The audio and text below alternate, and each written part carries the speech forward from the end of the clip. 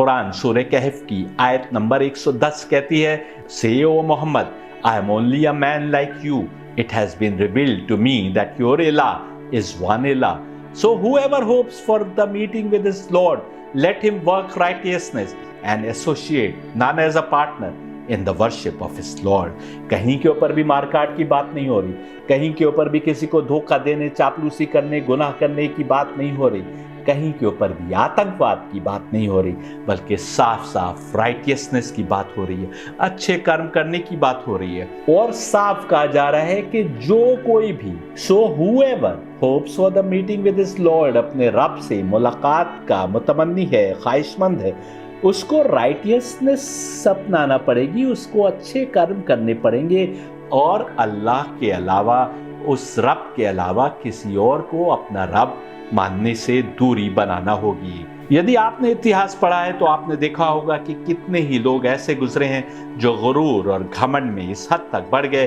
कि खुदा की इबादत ही त्याग दी। कितने ही लोग जिनको थोड़ी बहुत ताकत मिल गई वे अपने को खुदा ही समझने लगे, यहाँ तक कि दूसरों को मौत और जिंदगी तक देना अपने हाथ में समझ बैठे। जो लोग अवतार मोहम्मद पर आरोप लगाते हैं कि कुरान उनकी अपनी लेखनी है, वे देखें कि कुरान में मोहम्मद से खिताब हो रहा है कि कहो कि मैं तो तुम्हारी तरह ही आम इंसान हूं और मुझे ये पैगाम दिया गया है कि तुम्हारा खुदा ही एकमात्र खुदा है जिसको हम अल्लाह कहते हैं। Say O Muhammad, I am only a man like you, it has been revealed to me that your इलाह इज वन इलाह, so whosoever hopes for the meeting with his Lord, let him work righteousness and associate none as a partner in the worship of his Lord। यानी जिसको तुम स्वयं अवतार मोहम्मद की किताब बोलते हो, उसी किताब में अनेक स्थान पर उनके अल्लाह का बंदा होने और रसूल होने की बात हो रही है। कहीं पर तो उनके रोजाना के किए गए कर्मों पर सकारात्मक या नकारात्मक टिप्पणी भी हो रही है। यदि कुरान स्वयं उनकी लिखी पुस्तक होती तो क्या वो अपने किसी कर्म पर नकारात्मक टिप्पणी करते? उदाहरण के लिए ये आयत देखिए, Quran 33-37, Remember when you, O messenger, said to him whom God has favored with guidance to Islam and close companionship with the Prophet, and whom you have favored with kind treatment, special consideration and emancipation, retain your wife in marriage and fear God concerning your treatment of her.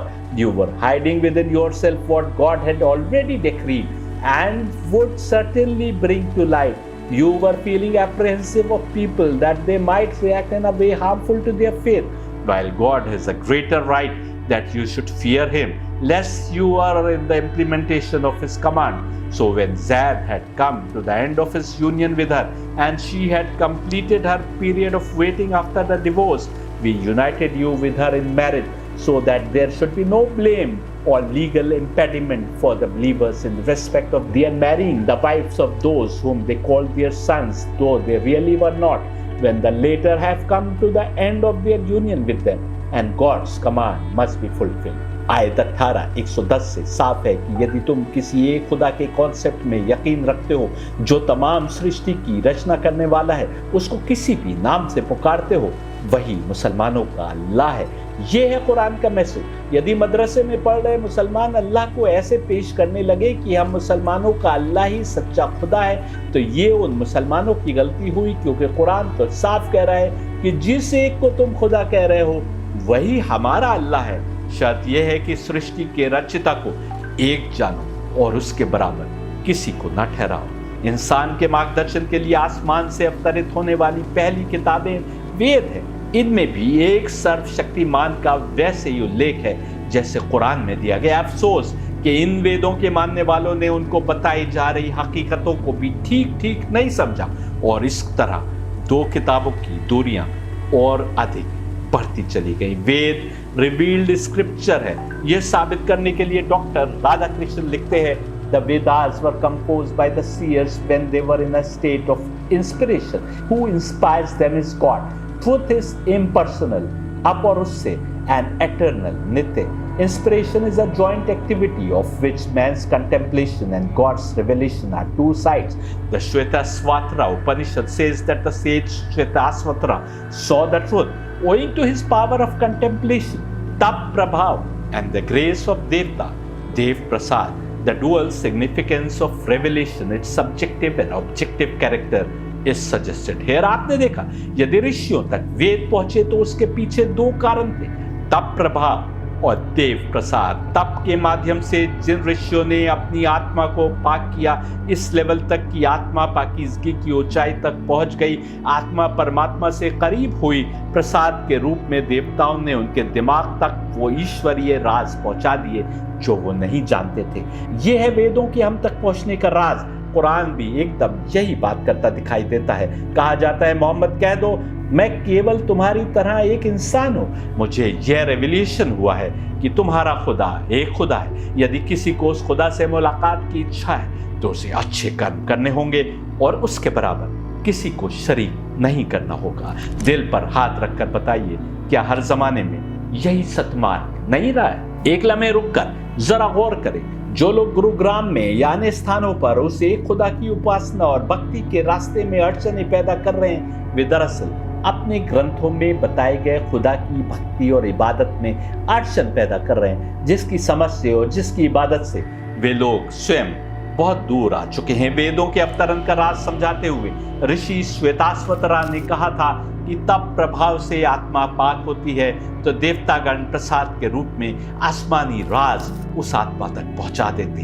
तप प्रभाव और देव प्रसाद के कारण revelation आए, यानी वो ज्ञान आया जो ईश्वरीय था। और कुरान क्या कह रहा है जरा सुनिए। कुरान सूरह शूरा 42-52 Thus have we revealed to you, O Muhammad, a spirit, रूह और प्राण और आत्मा by our command, while you did not know what is the book and what is the iman, but we have made it, that is we are talking about spirit or रूह और आत्मा, a light whereby we guide those of our servants whom we please, and surely you are guiding mankind to the right way। Mohammad को ना तो किताब की जानकारी थी और ना ईमान ही था जब तक कि हमने उनकी ओर स्पिरिट यानी रूह यानी आत्मा को नहीं भेजा। हमने उस रूह को नूर बनाया जिससे हम हिदायत देते हैं अपने बंदों को जिनसे हम राजी हों। और हे मोहम्मद तुम यकीनन इंसानियत को सही मार्ग पर हिदायत दे रहे हो। जरा गौर कीजिए, कुरान कह रहा है रूह को खुदा ने नूर बनाया, यानी वो नूरानी रूह है। नूर है यानी दिव्य है, जो शब्द देवता का मूल शब्द है, और रूह भी है यानी आत्मा है। कुरान से भी साफ हो रहा है कि देव प्रसाद के कारण, दिव्य आत्माओं द्वारा दिए गए प्रसाद के कारण अवतार मोहम्मद पर कुरान अवतरित हुआ और ईमान का मार्ग सामने आया। मैं जो जानकारी आपके सामने पेश कर रहा हूं क्या आज से पहले किसी ने आपको बताई? फिर ये इल्जाम कैसे लग सकता है कि अवतार मोहम्मद ने कुरान को लिखा या अवतार मोहम्मद का खुदा से कोई रिश्ता नहीं था? अनेक राज हैं जो अभी खुलना बाकी हैं। इसी नूरानी रूह को वेद और उपनिषद ने देवात्मा शक्ति नाम दिया है, यानी जो दिव्य रूपी यानी नूर भी है और आत्मा यानी रूह भी है। यही कारण है कि मैं देवात्मा शक्ति का अनुवाद नूरानी रूह करता हूं, जिसको जब अवतार मोहम्मद की ओर भेजा गया तो उनको किताब का ज्ञान भी हो गया और ईमान भी हो गया। इससे पहले यही नूरानी रूह विभिन्न स्थानों पर तप से पाक किए गए अनेक शरीरों के माध्यम से काम करती आई थी। क्या ये राज आज से पहले कोई भी हिंदू या मुसलमान जानता था कि जिस दिव्य आत्मा शक्ति की बात उपनिषद और वेद कर रहे हैं वो दिव्य रूपी भी है और आत्मा रूपी भी है? उसके बारे में ही कुरान कह रहा है कि वो रूह भी है और नूर भी है। हमने उस रूह को नूर बनाया। यही बात करते हुए कुरान एक दूसरे स्थान पर आसमानी आयतों के अवतरित होने का विवरण देते हुए कह रहा है। कुरान 16:102 देखिए। Say the Holy Spirit has brought it down from your Lord with the truth to reassure the believers, so as a guide and good news for those who submit to Allah। Holi spirit के माध्यम से आयतें आई जो कि नूर है। यही देव प्रसाद है जिसकी बात उपनिषद कर रहा था।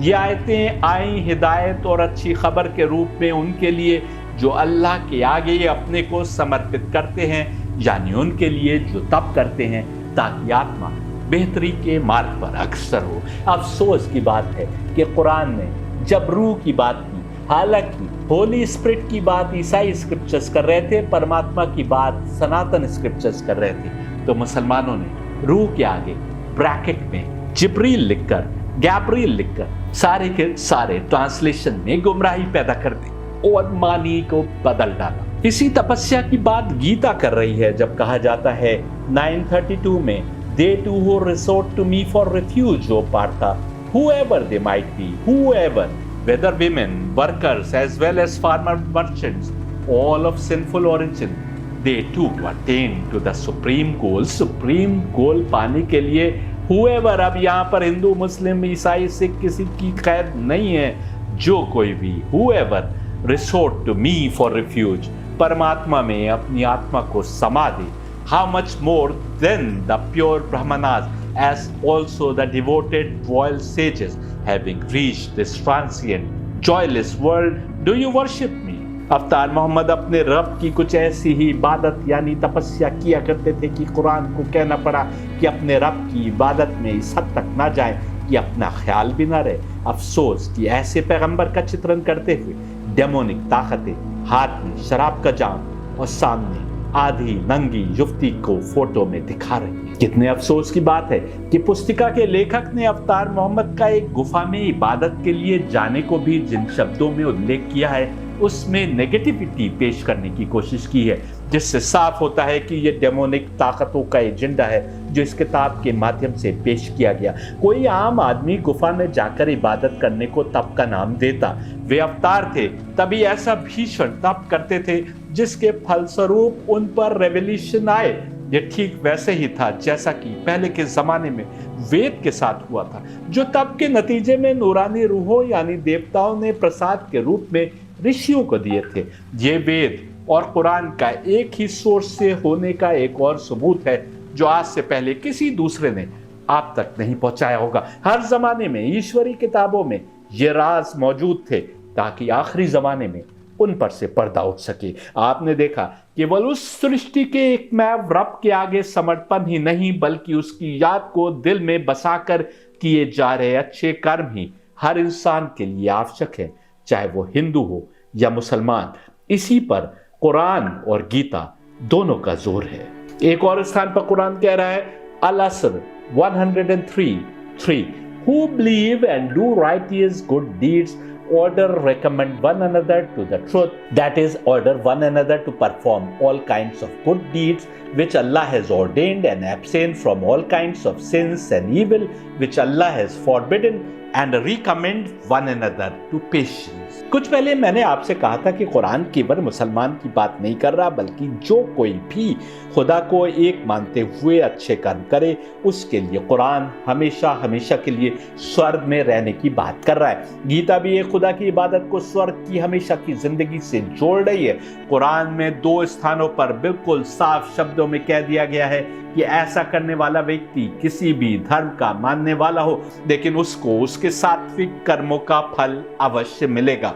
whoever का शब्द बता रहा है कोई भी, यहूदी हो या ईसाई, सितारा परस्त हो या कोई भी हो, जो भी मन से अल्लाह को मानता है, एक रब को मानता है. और मैं बता चुका हूं कि अल्लाह मुसलमानों के खुदा का नाम नहीं है बल्कि जो भी इस सृष्टि के एक रचिता में विश्वास रखता है, उस अंतिम दिन में विश्वास रखता है जिसमें कर्मों का फैसला होगा और अच्छे कर्म करता है, उसको अपने रब की ओर से इनाम मिलेगा. ना तो उसको कोई डर होगा और ना अफसोस. गीता कह रही है कि कुछ लोगों को स्वर्ग में हमेशा के लिए रखा जाएगा और कुछ के लिए कह रही है कि जब उन लोगों के कर्मों का इनाम उनको मिल चुकेगा तो उन्हें फिर से दुनिया में भेज दिया जाएगा. तो इसका अर्थ साफ है कि कोई ना कोई समय तो होगा जब ये फैसला लिया जाएगा कि किसको स्वर्ग में हमेशा के लिए रखना है और किसके अच्छे कर्म अधिक है, किसके बुरे कर्म अधिक है. जब तक ये फैसले का दिन ना हो जाए कैसे पता लगेगा कि अमुक व्यक्ति को उसके अच्छे कर्मों का पूरा पूरा इनाम मिल चुका है कि नहीं मिला. चाहे कोई अपने को किसी भी धर्म का मानने वाला क्यों न कहता हो, स्वर्ग में हमेशा की जिंदगी पाने का सबके लिए एक ही रास्ता है और हर डिवाइन स्क्रिप्चर यही संदेश दे रहा है. कुरान 2:62 और कुरान 5:69 देखिए, verily those who believe and those who are Jewish and Christians and Sabians, whoever believes in Allah and the last day, whoever and work righteousness shall have their reward with their Lord. On them shall be no fear, nor shall they grieve. ऐसी अनेक दूसरी आयतें हम पेश कर सकते हैं जिनमें अच्छे कर्म या रूह को बेहतरी की तरफ ले जाने या गरीबों, यतीमों, मोहताजों के लिए और खुदा की राह में यानी उसकी याद बसाए हुए खर्च करने की बात हुई है। लेकिन इस सिलसिले को यही समाप्त करते हुए कुरान के सबसे छोटे सूरह वल असर का अनुवाद आपके सामने पेश करते हुए आगे बढ़ते हैं। कहा जा रहा है, by time indeed mankind is in loss except for those who have believed and done righteous deeds and advise each other to truth and advise each other to patience। जमाने की कसम, यानी हर जमाने में बस यही सत्य है कि इंसान घाटे में है सिवाय उसके जो ईमान लाया और जिसने अच्छे कर्म किए और जिसने एक दूसरे को सत्य की मार्ग की बातें बताई और जिसने सब्र किया।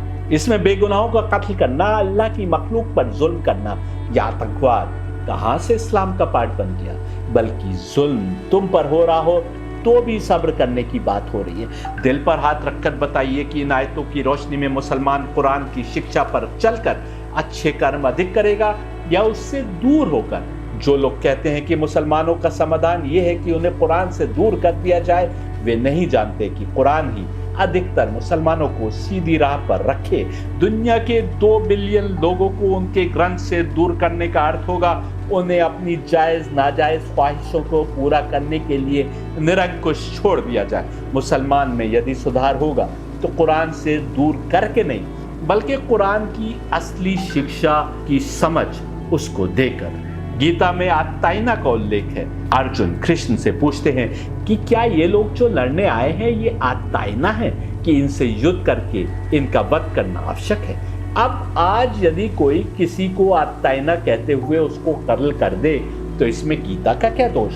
दोष है तो ये कि वो गीता की शिक्षा पर चला ही नहीं, उसने गीता को समझा ही नहीं, यह समझना नहीं चाहता। पैगंबर मोहम्मद के रास्ते को समझते हुए जिहाद करने वाला केवल वो हो सकता है जो मोक्ष यानी सैल्वेशन के मार्ग पर आगे बढ़ता ही जा रहा है। कोई जिहाद के नाम पर बेगुनाहों को कत्ल करना या जमीनों पर कब्जा करना या आतंकवाद फैलाना मतलब निकाले तो इसका आरोप कुरान या पैगंबर मोहम्मद की शिक्षा पर कैसे लग सकता है? मुसलमान हो या हिंदू, यहूदी हो या ईसाई, हर किसी को वो एक मार्ग समझना होगा जो हर डिवाइन किताब में दिया गया है और एकदम एक जैसा दिया गया है, चाहे वेद हो या गीता, कुरान हो या बाइबल। आज हिंदू यदि गीता और वेद की शिक्षा पर पूरी तरह चलने लगे, मुसलमान यदि कुरान की शिक्षा पर पूरी तरह समझते हुए चलने लगे तो दोनों पाएंगे कि वो एक ही मार्ग पर आगे बढ़ रहे हैं। क्योंकि जैसा सैयद हैदर बार बार कहता है, एक ही पैगाम है जो विभिन्न जमानों में, भिन्न इलाकों में और भिन्न भाषा बोलने वालों में दिया जा रहा था। जब हमने सही नहीं समझा तो धर्म और पंथ की दीवारें खड़ी होती चली गई। एक खुदा, एक पैगाम, सुन ले काश ये इंसान। हाँ, ये सही है कि ये पैमाना गड़बड़ा गया है। मुसलमानों की असल समस्या कुरान पर चलना नहीं है, बल्कि ये है कि वे कुरान और अवतार मोहम्मद की शिक्षा से कोसों दूर आ गए, लेकिन अपने को मुसलमान कहते हैं। आज मुसलमान भले ही अपने को करोड़ों अरबों की संख्या में गिनते हों, यदि कुरान की शिक्षा के अनुसार गिनती होगी तो बहुत कम लोग मुसलमान निकलेंगे। ठीक वैसे जैसे कृष्ण से जो लोग लड़ने आए उसमें असंख्य ब्राह्मण थे, धर्मगुरु भी थे, अपने को ऋषि कहलवाने वाले भी थे। सब अपने को वेद की शिक्षा पर चलने वाला मानते थे, पर कृष्ण के अनुसार वो कत्ल कर दिए जाने के लायक थे ताकि आत्ताइनों का दुनिया से सफाया हो सके। क्या कृष्ण के सामने लड़ने आने वाला वेदों पर चलने वाला हो सकता है? इसमें कोई शक नहीं है कि मुस्लिम आतंकवाद एक जटिल समस्या है। आतंकवाद के पीछे घिनौने और डरावने जालिमाना विचार है। आज के कलयुग में हर किसी को, चाहे किसी भी धर्म का मानने वाला क्यों ना हो, उसे इंसानियत का पाठ पढ़ाने की आवश्यकता है। ऐसा इसलिए क्योंकि आज का दुनिया परस्त इंसान अपने दुनियावी संबंधों को निभाने हेतु दूसरों का माल हड़प कर अपने और अपनों तक पहुंचाने में लगा है और इस कोशिश में हक और इंसाफ का दामन छोड़े। लेकिन इसके लिए उसे अल्लाह, रसूल और कुरान से दूर करना होगा, ऐसा कहना गलत है।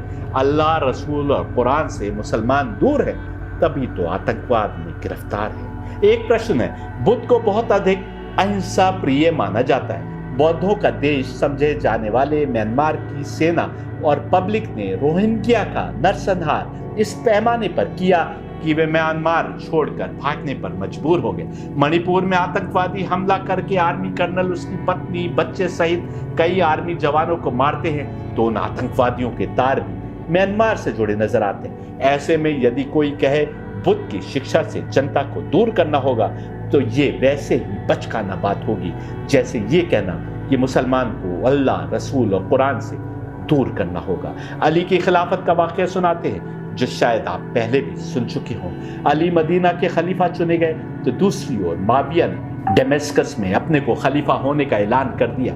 माविया गुरिल्ला वारफेयर पर उतर आया। माविया के फौजी अली के जेर हुक्मरानी आने वाले गांवों पर हमला करते थे, मारकाट और लूटमार करते थे और फिर कुछ ऐसा बोलते हुए जाते थे जिससे लगे कि वे अली के भेजे हुए सिपाही हैं। दूसरे ओर अली का ये उसूल था कि जो युद्ध में लड़ने नहीं आया या जो युद्ध में पीठ दिखाकर भागा या जो निहत्था हो या जो नग्न अवस्था में हो उस पर हमला नहीं करते थे। कितने ही लोगों ने ये तरीका बना लिया था कि जब अली की तलवार के सामने आते तो वो अपने कपड़े उतार कर नग्न खड़े हो जाते थे। वे जानते थे कि अली इतना उसूल के पक्के हैं कि किसी भी हालत में उस ओर निगाह उठाकर नहीं देखेंगे।